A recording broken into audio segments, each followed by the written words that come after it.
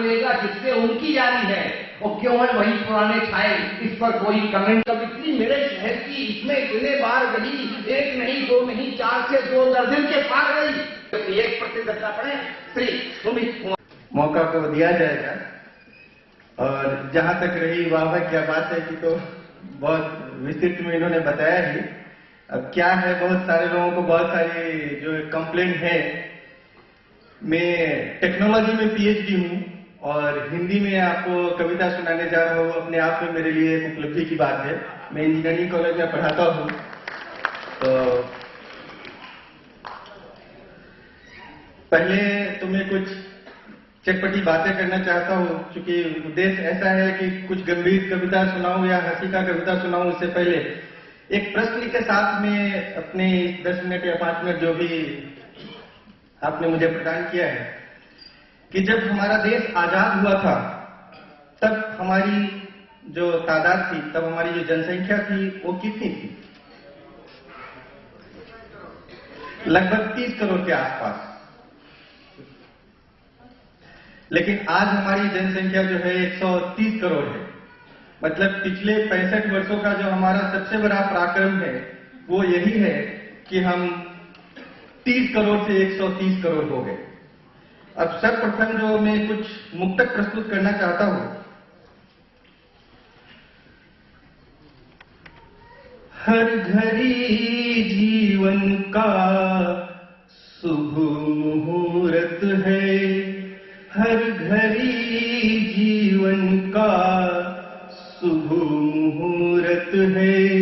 नजर उठा कर देखो नजारे खूबसूरत है, नजर उठा कर देखो नजारे खूबसूरत है।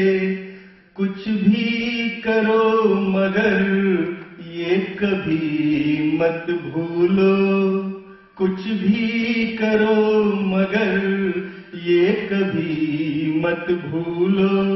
किसी के तुम जरूरत हो, कोई तेरी जरूरत है। किसी के तुम जरूरत हो, कोई तेरी जरूरत है। अगर पसंद आई हो तो तालियां तो बजाइए। अब एक दूसरा मुक्तक आपके समक्ष रखना चाहता हूं, जो हमारे स्वार्थीपन, जो खुदगर्जी वाली लोगों का बर्ताव आजकल हो गया है समाज में। हर आदमी के मन में स्वार्थ का सरगम बजने लगा है। उस स्वार्थ के सरगम के ऊपर मैंने 4 पंक्तियां लिखी है। हमारे स्वार्थ का सरगम हमें सोने नहीं देता।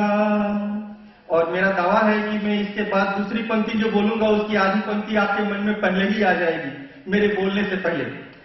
हमारे स्वार्थ का सरगम हमें सोने नहीं देता, कभी हंसने नहीं देता, कभी रोने नहीं देता, कभी हंसने नहीं देता, कभी रोने नहीं देता। सब चाहते हैं पाना हमसे खुशी मगर, सब चाहते हैं पाना हमसे खुशी मगर। हमारी खुदगर्जी हमसे ये होने नहीं देता, हमारी खुदगर्जी हमसे ये होने नहीं देता। आजकल मोबाइल युग है, सभी के पास मोबाइल होते हैं और मोबाइल से ज्यादा तो लोग खुद ही मोबाइल हो गए हैं। तो ये जो मोबाइल लोग हैं और उनके पास भी मोबाइल है, तो मोबाइल के ऊपर मैं 2 मुक्तक आपके समक्ष प्रस्तुत करना चाहता हूँ। उम्मीद करता हूँ आपको ये भी बहुत पसंद आएगा। मोबाइल रहते हैं और मोबाइल रखते हैं, मोबाइल रहते हैं और मोबाइल रखते हैं। दिल में छुपा कर लोग गमों की फाइल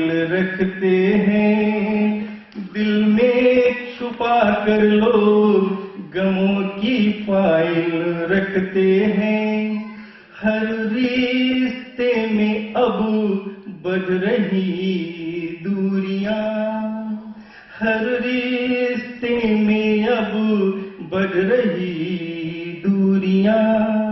अपना दर्द छुपाने को झूठी स्माइल रखते हैं। दिल में दबा कर लोग गमों की फाइल रखते हैं। दूसरा मुक्तक ये भी मोबाइल पे ही है। आया है ये मोबाइल जब से हमारे पास, आया है मोबाइल जब से हमारे पास। मरता जा रहा है हमारे अंदर का एहसास, मरता जा रहा है हमारे अंदर का एहसास। उनकी कोई खबर नहीं जो करीब बैठे हैं, उनकी कोई खबर नहीं जो करीब बैठे हैं।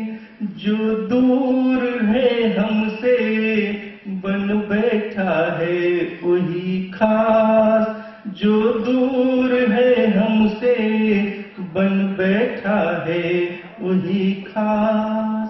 अब एक हास्य कविता आपके समक्ष प्रस्तुत करना चाहता हूं, छोटी सी। बच्चे बड़े हो गए। ये हास्य कविता है, उम्मीद करता हूं आप सभी को गुदगुदाएगा जरूर। बच्चे बड़े हो गए शीर्षक है इस कविता का। बच्चा जब पैदा होता है सबसे पहले रोता है। बच्चा जब पैदा होता है सबसे पहले रोता है, लेकिन बच्चा अगर पप्पू हो, लेकिन आप में से किसी का नाम हो तो उसको अन्यथा ना लेंगे, लेकिन बच्चा अगर पप्पू हो उसे पैदा होते ही कुछ कुछ होता है। ऐसे ही एक बच्चे ने पैदा होते ही लगा दी ठहाके की झड़ी। बच्चे को हंसता देख नर्स भी हंस पड़ी। जो हंसी वो फंसी, फिर से एक बार हो गया। पप्पू को नर्स से ही पहला पहला प्यार हो गया। माजरे को देखकर पप्पू की मां बड़बड़ाई, हे भगवान ये कैसा तेरा इंसाफ है, छोरा अभी से अपने बाप का भी बाप है। मैंने इसके बाप को संभालने में जवानी गुजार दी और छोरे ने आते ही बाप की राह स्वीकार की। लगता है इसका भी वही फेट होगा, छोरा अपने बाप का डुप्लीकेट होगा।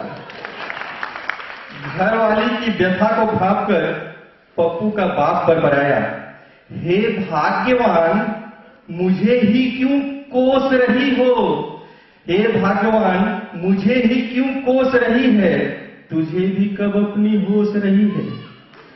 एक मैं था जिसने स्कूल से कॉलेज तक सिर्फ तेरे लिए जिया, और एक तुम थी जिसने न जाने कितनों का जीना मुश्किल कर दिया। मैंने तो कॉलेज पास होने तक तेरा इंतजार किया था, तब जाकर कहीं अपने लिए तेरा जुगाड़ किया था।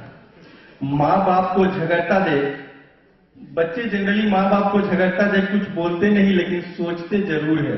तो पप्पू क्या सोच रहा है माँ बाप को झगड़ता देख, वो आपके समक्ष रखता हूं। यही आखिरी पंक्ति है इस कविता की, आनंद लीजिएगा, बहुत गुदगुदाएगा आपको। माँ बाप को झगड़ता देख पप्पू सोच रहा था, आपने कॉलेज तक चक्कर काटा और इंतजार किया, आपने कॉलेज तक चक्कर काटा और इंतजार किया, मैंने आते ही अपना जुगाड़ किया।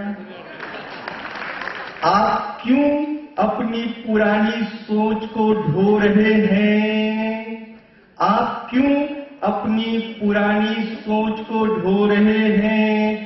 क्या आपको नहीं पता बच्चे अब समय से पहले बड़े हो रहे हैं, क्या आपको नहीं पता बच्चे अब समय से पहले बड़े हो रहे हैं। बहुत बहुत शुक्रिया, धन्यवाद, आभार। आपने मुझे मौका दिया सर्वप्रथम, इसके लिए बहुत बहुत शुक्रिया। सभी का बहुत बहुत अभिनंदन, आभार। Thank you very much.